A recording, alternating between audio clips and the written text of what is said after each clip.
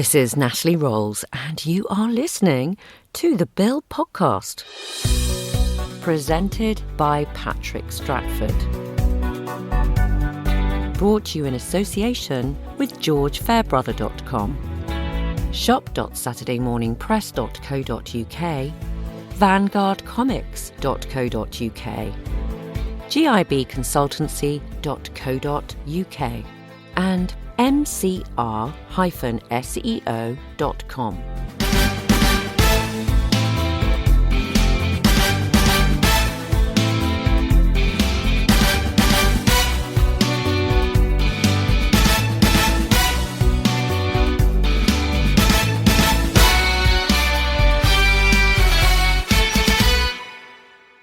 Vanguard Comics are proud to present Gosport Comic Con 2025.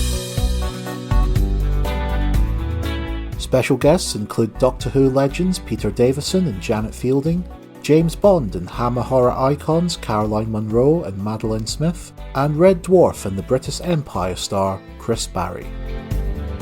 Gosport Comic Con takes place at St Vincent College, Gosport, on Sunday the 13th of April 2025. Find out more and book your tickets at vanguardcomics.co.uk.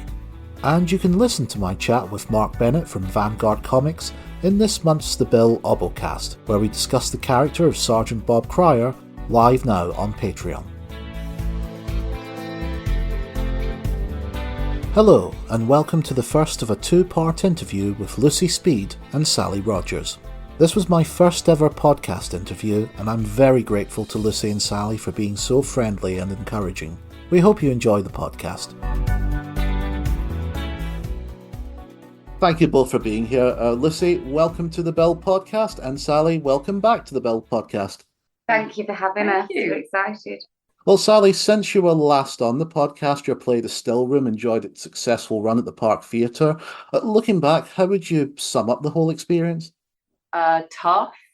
Nothing really prepares you for that, I think. And I think as an actor, you have a certain amount of exposure. And I think I thought that as a writer, there would be zero exposure. Well, it turns out there's quite a lot of exposure. So I think often I felt quite vulnerable and exposed, and that all my opinions were being trotted across the stage. And I don't think that even hit me really until I sat in the audience. But equally, people like Lucy kind of carried me through it, and I was held up by my amazing friends, and the gang from the Bill were amazing too.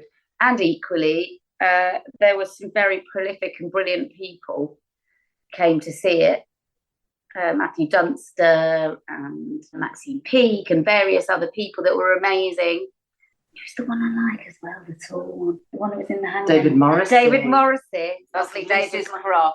He came, and these are brilliant actors, and everybody was completely blown away. And I think it was really lovely to see Sal's brilliant work in its rawest sense, where the reaction from other brilliant actors and writers and directors just go, wow, that was amazing. And I think it was a really nice experience to be part of for me, because I wasn't the one who was vulnerable, but it was really brilliant, that show. Oliver came actually on press night, and you yourself came a week later. Yes, I have to say it was definitely an intimate theatre experience, and I really enjoyed. I also just enjoyed how funny it was as well. When I think back to it, I keep thinking of Jane Slavin's character and constantly saying her bedroom room. Yeah. I'm pleased you pick up on that. That's great. Yeah. It was a very clever and nuanced, classy look at life, real people, what real people are like, and real people of a certain era and a certain time in a certain situation. And I think that's what theatre's all about, isn't it? It was Lucy and I are both character actors, so we kind of thirst after roles that have idiosyncrasies and slightly bizarre traits, maybe, and anything to not play ourselves. And I think exactly, and I think that the audience, theatre lovers, anybody that watches TV, theatre, film, picks up on all that, because we recognise all those little idiosyncrasies in everybody in life, and so that makes it real to us, and that's all part of making a good piece of theatre or a good piece of TV, is for people to see those reflections of life that they don't realise that they've absorbed along the way. What about you, Patrick? How are you? I'm not too bad. I don't know if Oliver's told you much about it, but he's commissioned me to write a book. Fantastic. Can you just explain to Lucy where you were at when I met you? I was embarking on a project where I decided to. Well, I left my job at Argos after 10 years to go traveling, and I ended up visiting every city in Scotland, England, and Wales. Wow, was that amazing? It was definitely an experience. Yeah, Well, I just think whenever I tour the country, I always realise that we don't know much about our own country, and that it's just there's a wealth of interesting places to visit. Oh, yes. As I say to people, I've been to not just all the cities, but all the cities, including the ones you've never heard of. Yeah, exactly. Oh, right, yeah. Oh, Yeah. well done. Do either of you have a standout moment in theatre, whether as an actor or as an audience member? Mine is I did a one-woman play once by Amanda Whittington, and it was scary and very, very lonely. And I thought that would be my most terrifying theatre experience. But I then had to do a very like an intimate theatre one at Jermyn Street Theatre, playing the mother of a disabled boy in the Second World War in Germany, who had been euthanized by the Nazis, basically, in the T4 directive. And the person who wrote it had a disabled son, and it was just a very highly charged piece, and everybody was very close, and I found it very, very emotional. And I remember thinking, I don't think I could do this for much longer without That's interesting. being exhausted. Yeah, and I was sort of pleased that it was one, intimate, that I didn't have to throw that intimacy to the back of the room, but two, that it was a fairly short run, even though I'd done an hour and 20 on stage on my own, which I thought was exhausting, but just these two short, highly charged scenes took more out of me, and I thought that was interesting. The text can be more exhausting than the length of the run in theatre. Wow. Yeah. And for you, Sally? I suppose maybe one moment was I did a play called The People Are Friendly by Michael Wynn, and at the very end of it, you can hear a baby crying upstairs, and I go off stage and I come on with a real baby, and I heard the audience just like hold their breath of just, a collective group of people thinking, don't move a muscle now, and just really recognize that the power of just something unique happening on a stage and an audience being with you, and I remember one night I just looked at them all and at the audience, I went, because it was the end of the play, but it was just quite precious. And that collective, I suppose, that collective community, which is what theatre is about, to all feel that instinct, to all feel to protect that baby. Yes. Go, we're in a theatre, but that's a baby. Yes. It's a real thing. Let's all be quiet and gentle. What an amazing moment. I know. Everybody collectively gets in a rhythm with each other. And actually people that I didn't know would say, was that your baby? And I was like, oh, no, there are 4 backstage. You're only allowed on with the one that's not crying, all the babies auditioning for the gig. Oh, yeah, wow. That was amazing. So how did you both first meet? Was it whilst working on the bill? Yeah, we met on the bill, and we were instant friends, weren't we? Yeah, did you come when I was on maternity leave, or did I come back by then? I don't know. It was September 2007. Oh, so I might have come back just a month earlier. Yeah. It was a happy day for me when she pitched up. I mean, all the actors are supportive and remarkable on that gig, but you do forge special friendships as well. It was a brilliant, wonderful place. I'd guested on it 3 times before, I think. Oh, yes. But back as a regular, and all the actors, we've all stayed in touch, but it wasn't just the actors, it's the directors, the producers, the guy who's the maintenance guy, the people that worked in the building, props, all the crew. We've all stayed in touch. Like, there's hundreds of us, and we were very close, and it was full of laughter, that building, wasn't it? Yeah. It was just a really good gig. They were really good to us. We got to do all our stunts. It was fun, and we laughed a lot. And we had all these brilliant guest actors in that we really looked after and we were proud of. And realised it was their story, and they brought so much to it and so much energy and positivity, and yeah, it was a really good place. I was once going down an escalator somewhere in London, and a first assistant director called Dean Byfield was coming up as I was going down, and we clocked each other, and I started laughing, and then he started laughing, and then we were just couldn't speak, just hysterical as we That's crossed. so the bill, isn't And it? that is so the bill. And just I could hear him howling with laughter at the top of the escalator, and I was just absolutely brilliant. No words needed, just every day was like that. Funny. We laughed all the time on that gig. And it must be great that all those friendships have endured all this time and continue to this day. Yeah.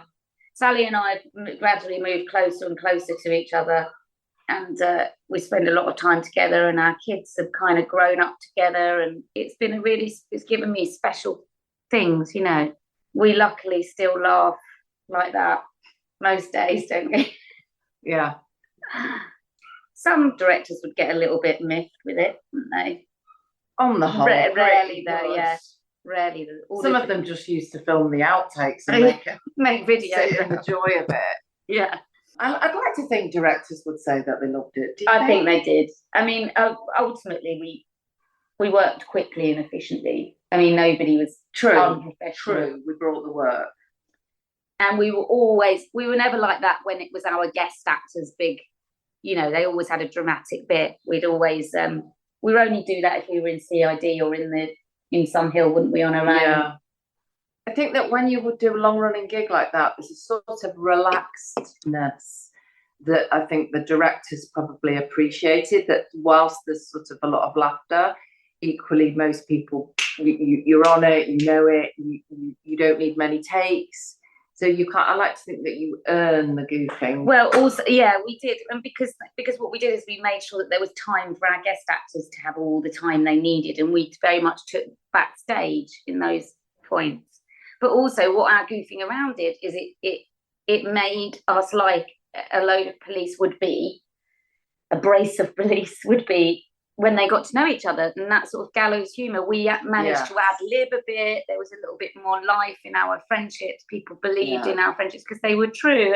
And I think you would have that camaraderie as colleagues. And I just can't get over that when you're on a long running thing like that, and I think I said this to Oliver in the past, is that you bury people, you marry people, you date people, you break up with people, you share the sort of highs and the lows, and you could be stood opposite an actor and that they're going through utter torture, and you just have a little wink and a moment, and you're all right, I've got you with this. Well, and it keeps your mental health there. Actually, you all keep each other going. That work was a support group as much as it was something that you had to do come high or low, thick or thin, because you're sprinting a marathon. That's the bit I could never get over. I mean, the hours, the relentlessness of those hours.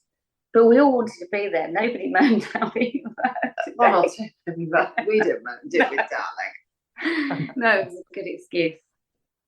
How would you both say that the acting and creative profession has changed over the years since you both first started in the business? Wow. Yes. I started in 1983 at the National Theatre there. Well, it's changed a lot for me because I started as a child actor. But I think particularly the last few years, since the bill finished, I'd say, the move to like self-taping and things like that has changed quite a lot. And I used to love the process of going up into town and meeting people and having a chat and auditioning and playing creatively with stuff. Because some people prefer the process of self-tape, and they can, this is all to get your jobs, when you're auditioning and stuff like that. And it has changed and it has evolved, but then it's always changed and evolved. You kind of have to, like anything to do with aging or maturing into a business, you do have to roll with it, I think. I mean, we've got friends who are in their 80s who are in this industry, and they'll tell you that in their day, as it were, they'd turn up at a rep job and you'd have to bring your suit if you were a man and 2 pairs of dress shoes. you know, so even that, as people you would know, get look the how job. far we've come from that. People would get the job if they fit the costume that the previous guy had and stuff like that, rather than any sort of acting prowess, and they just learn on the job. Yeah. So yeah, it does change and it does evolve. I think as a child, for me, it was great fun, and when you sort of have to pay a mortgage out of it, it takes on a different element. So for me, it's changed a lot since I started, but that's more about me. But yeah, it's not an easy gig. Somebody said something recently. Was it Ben? It was Ben, one of the Bill people. Oh. He said to some young actors, you know, if you can do anything else, do it, because this is a tough business, but just do this if you absolutely can't do anything else. And that's really wise, isn't it? I think it's true these days. Kids and the world, they all have to be a million things. You can't just be one job. And actors genuinely have always had backup jobs. And I think even it stands even more so today. You kind of have to be lots of things, unless you're of independent means, and you can just pick and choose. Yeah, I think for the 6 years that I was on the show, I think I was shocked about how it was when I arrived and how it was when I left. So when I arrived, you would have a script biked over to you. I remember that significantly. And when I left, it was being emailed over, and I was still a bit of a sort of old lady about that. I was still kind of getting the hang of it. And I remember having an audition and had to ask someone else to print off this script, and I'd misunderstood, and I went along, and I suddenly realised that I'd gone along for the part of the prostitute, and actually it was the part of the surgeon. And I literally remember like teasing my hair back down from the from the slossy hind, sort of, and becoming a bit more, you know. I mean, that was a genuine mistake that I made. I still can't cope. I haven't got an iPad. I still can't cope. Even at the Archers, I still have to have an actual script in my hand that I can write on. And even at the Archers, there's some people have it. You can do it on their thing. And lots of kids, when I do radio, they do it on their iPad. And I just can't. I can't figure that out at all. And what's it been like, Lucy, working on the Archers on such a legendary radio series? It's lovely, actually. It's sort of a similar thing to the Bill. There isn't as much time for camaraderie and mucking around, but there is a lot of camaraderie. And same thing, lots of jobbing actors doing other things, lots of people that know each other very well. I mean, there's people that have been there for 50 odd years or so. But what's lovely is you walk into this very old, well, it's not old, but it's been used for the Archers for a long time. And you're just walking into an institution, and, you know, they still do all the spot noises, and, you know, an ironing board as a gate. Do they? Yeah. I love all that. Walking on Just tape, tape like as grass. You know, old tape reels, which they're running out of getting now because nobody's got them. You know, like audio that tapes. sounds like grass.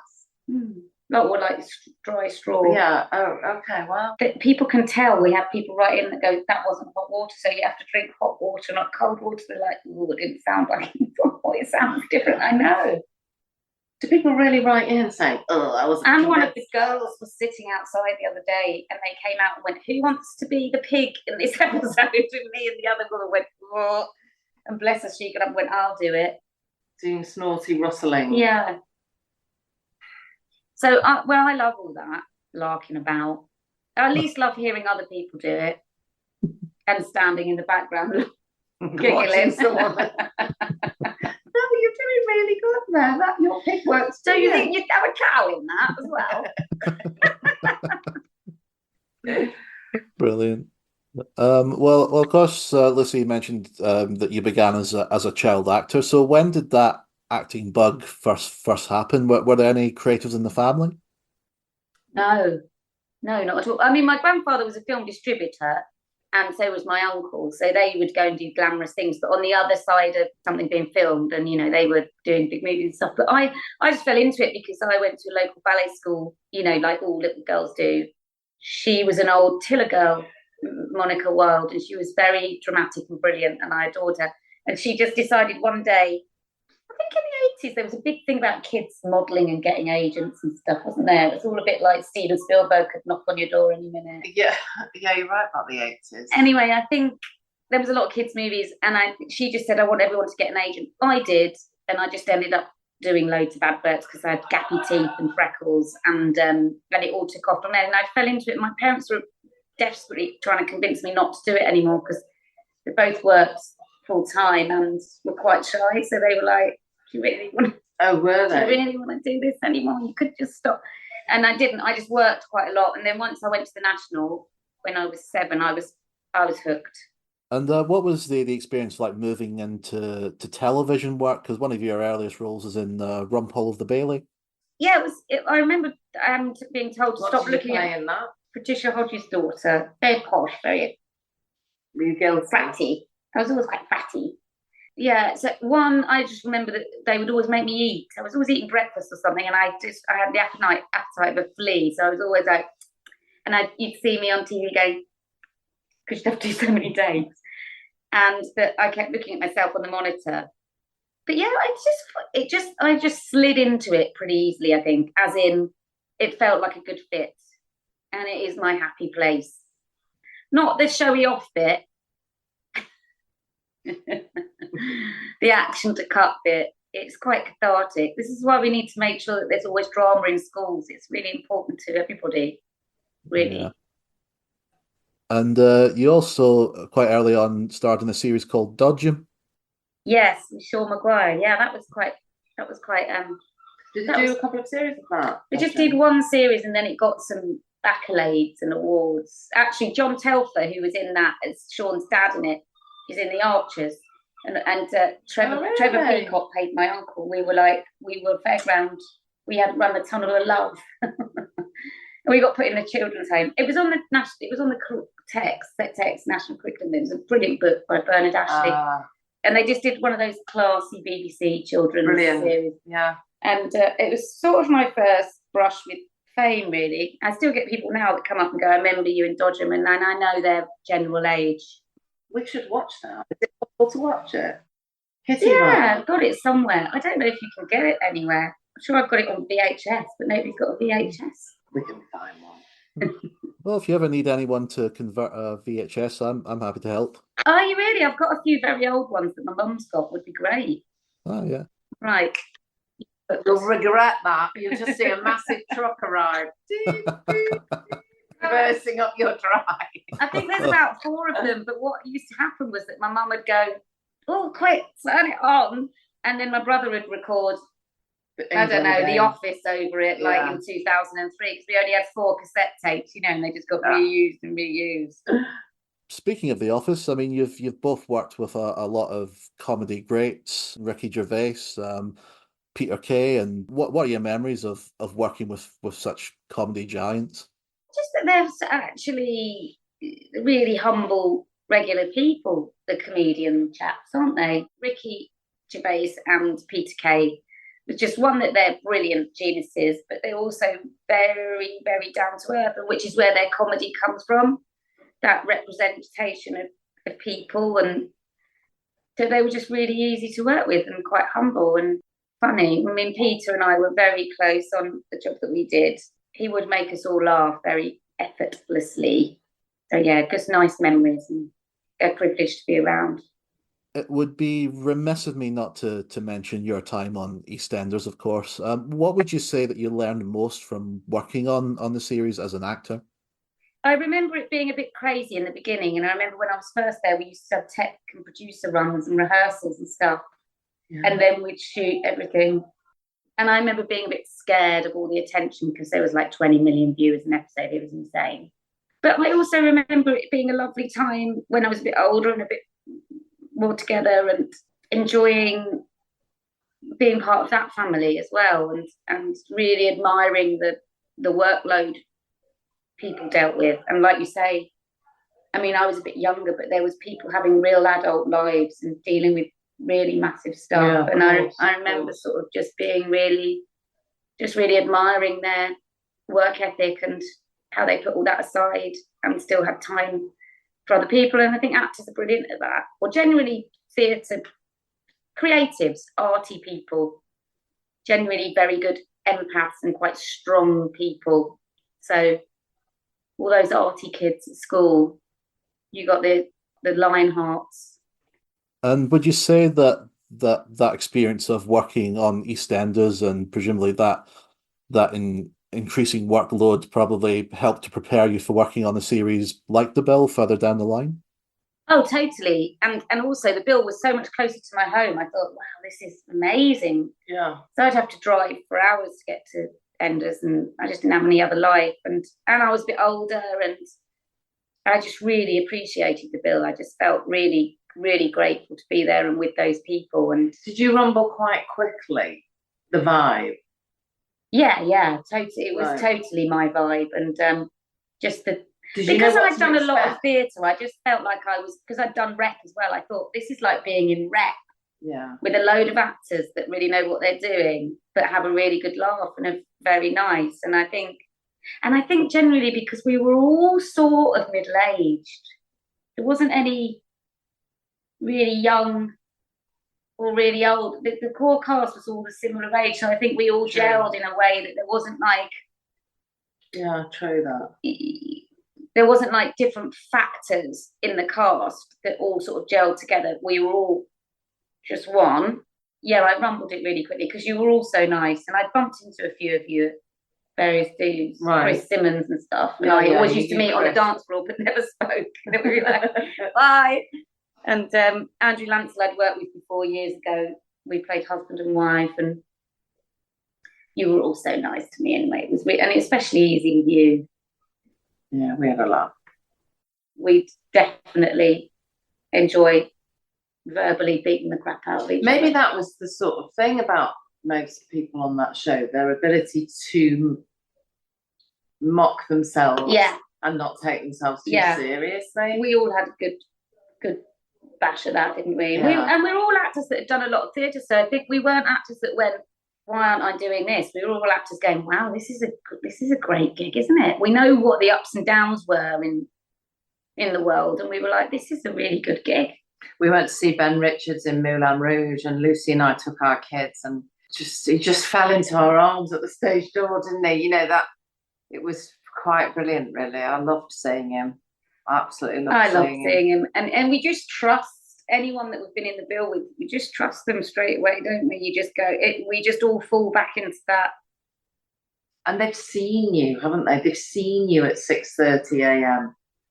Yeah, there was panicking that you didn't realise that scene was today. Yeah, it's true. There was no secrets. And like I say, you were just as friendly with every single person, weren't you? There was no sort of cliquey-ness. We'd all chat and be really open. And I think the men could be really open with us. And we were really...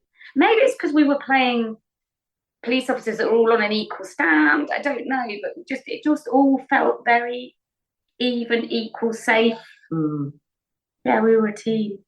It's very sad that it ended. There was no one sadder than us. And the acting was tasteful, right? No one did a sort of over the top. No, I'm going to nick this scene. It was but that's because our guest actors were the ones that were doing that generally, weren't they? True. Yeah, we were just playing action heroes. We were just all getting to do stunts that nobody else would let us do. Yeah. Well, as you mentioned earlier, Lucy, you appeared 3 times in the bill as a guest actor. One of your first times, I don't know if you recall, was giving birth in a broken down lift with Lisa Gagan. Yes, that's right. Yeah, and I think there was another guest actor in it. It wasn't really in my thing, but I think she was Mo. Edna Dorr. Yeah, she was Mo in EastEnders. Not Mo. She was Frank Butcher's mum, wasn't she? Oh yes, Mo Butcher. Yeah, Mo Butcher. Yeah, no, that was a bit weird. We were in an actual lift somewhere on one of those estates around there. I can't remember. God, yeah. I was only 17. I'd gone from playing sort of evening war things, and I shaved all my hair off, and suddenly I was playing drug dealers and teenage mums.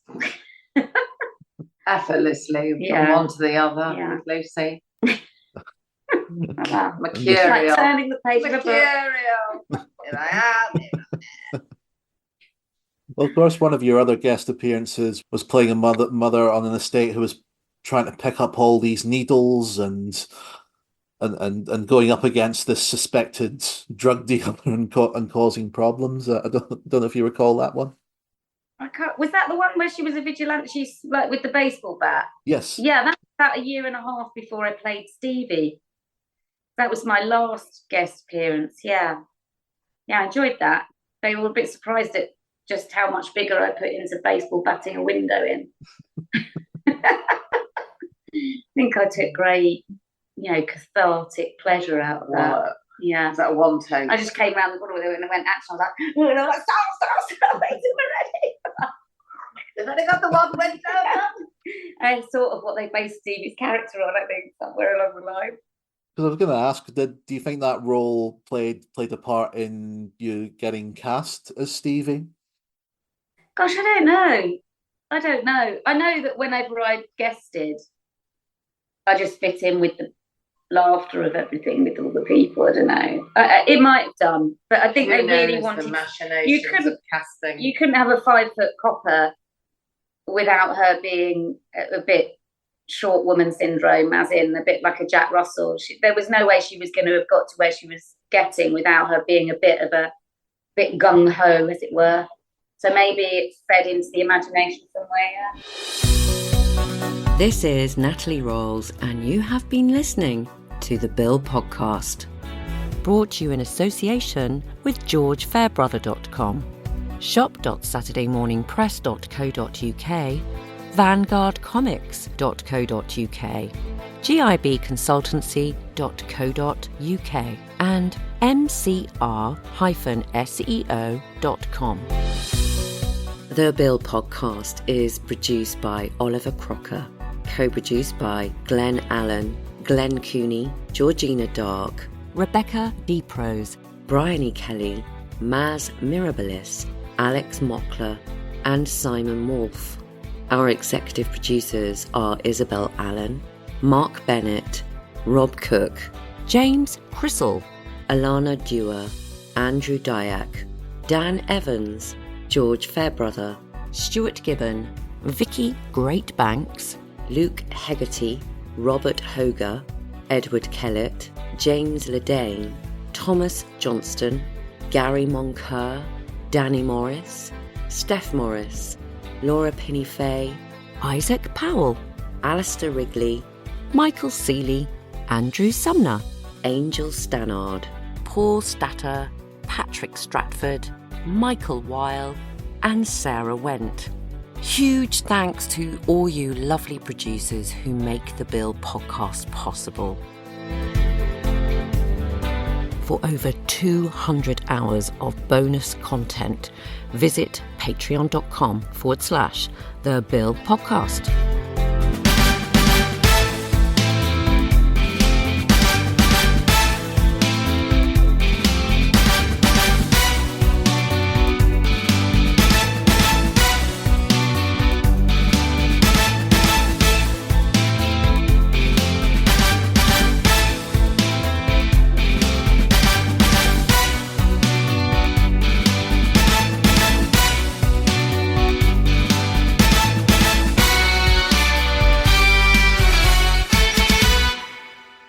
In 1963, the BBC tried something different with a new soap opera. Rather than create another Coronation Street, emerging playwright David Turner devised Swizzlewick, a bold, satirical comedy set within a Midlands town council, populated by outrageous stereotypes with enormous character flaws. Its broadcast in 1964 outraged local government and panicked the BBC, who soon came under fire from Mary Whitehouse's Clean Up TV campaign. What happened next? Find out in Michael Seeley's brilliant book, Taste and Decency, The Swizzlewick Story. Out now from shop.saturdaymorningpress.co.uk.